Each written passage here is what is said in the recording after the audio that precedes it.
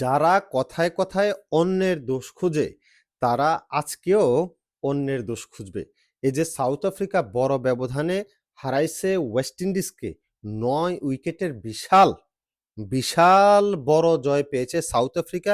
যার কারণে এখন ওয়েস্ট ইন্ডিজের কিন্তু যে নেট রান রেট ছিল, নেট নেট রান রেটের হিসাবে যে 0.5 ছিল ওদের নেট রান রেট, ওই জায়গাটায় কিন্তু এখন 2 তে চলে আসছে এত বড় পরাজয়ের কারণে। আর এই বড় পরাজয় হওয়ার কারণে কিন্তু লাস্ট ম্যাচটা ভারত যদি জিতে, তাহলে ভারত সেমিফাইনালে চলে যাবে। আজকে অবশ্যই তার আগে জিম্বাবুয়েকে হারাইতে হবে, মোটামুটি একটা ভালো ব্যবধানেই হারাতে হবে।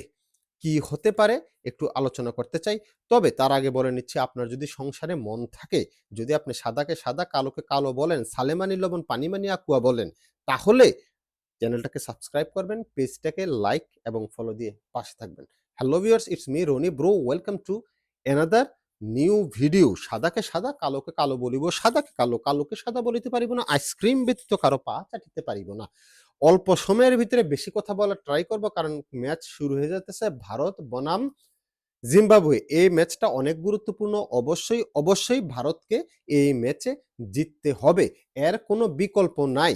ম্যাচ জিতবেন তো পরবর্তী সেমিফাইনালের আশা বেঁচে থাকবে।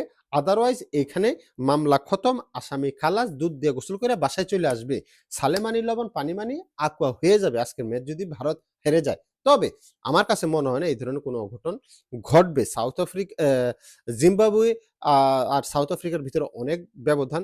আর সাউথ আফ্রিকার ম্যাচের সাথে ভারত যেই ভুলগুলা করছিল, এগুলা আশা করি এই ২ দিনে ভালো করে চর্চা কইরা ওরা শুধরাই নেবে এবং নিছে। অলরেডি ২ টা প্লেয়ারের পরিবর্তন হইছে। সেটা হচ্ছে সানজু দলভুক্ত হইছে রিংকু সিং এর জায়গায়। আর আকসার প্যাটেল আ দলভুক্ত হইছে আপনার ওয়াশিংটন সুন্দরের জায়গায়। আকসার প্যাটেলের অন্তর্ভুক্তিটা ঠিক আছে। রিংকু সিংকে বাদ দিয়ে সানজুকে নামানোটা আমার কাছে একটু, এটা আমার পার্সোনাল মতামত। আপনারটা অন্য ডিফারেন্ট হইতেও পারে। তবে আমি রেসপেক্ট করি আপনার মতামতকেও। কারণ সানজু হচ্ছে লাস্টের দিকে ব্যাটসম্যান। আ আ সরি, অ্যা রিংকু হচ্ছে লাস্টের দিকে ব্যাটসম্যান, সানজু শুরুর দিকে। যেহেতু অফ ফর্মে অভিষেক আছে, আমার কাছে মনে হয় যে অভিষেককে বসাইতে পারে। তবে অভিষেক আজকে ফর্মে ফেরার আ জন্য চেষ্টা করবে। আমি মনে করি যে অভিষেক এবং ঈশান কিষান আজকে ভালোভাবেই কামব্যাক করবে। সানজু অন্য জায়গায়, আসলে কার জায়গায় খেলাবে? সানজুকে যে খেলাবে, কার জায়গায় খেলাবে?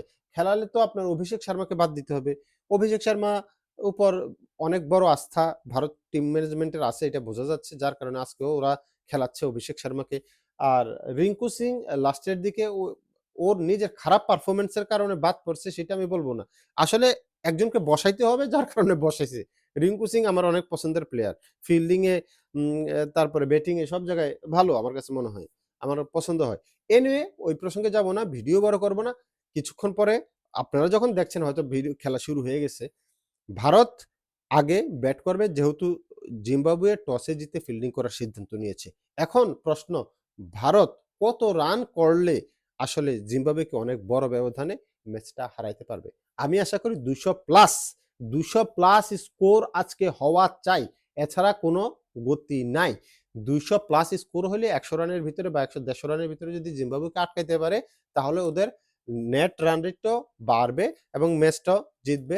লাস্ট ওই যে ১ তারিখ ইয়ার সাথে, ওয়েস্ট ইন্ডিজের সাথে অঘোষিত একটা ফাইনাল ম্যাচ হয়ে যাবে। যে জিতবে সে সেমিফাইনালে যাবে। এরকম একটা পর্যায়ে চলে যাবে।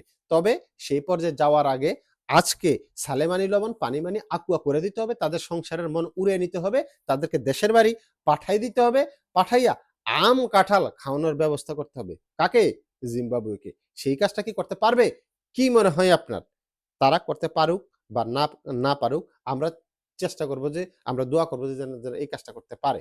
আর আপনার যে কাজটা করতে হবে সেটা হচ্ছে চ্যানেলে লাইক এবং ফেসবুক পেজে লাইক এবং লাইক কিংবা ফলো দিয়ে পাশে থাকতে হবে। না হয় বুঝবো আপনারও সংসারে মন নাই, আপনাকেও দেশের বাড়ি পাঠাইতে হবে। পাঠাইয়া আম কাঁঠাল খাওয়াইতে হবে এবং বুঝিয়ে দিতে হবে সালেমানি লবণ পানি মানি আকুয়া।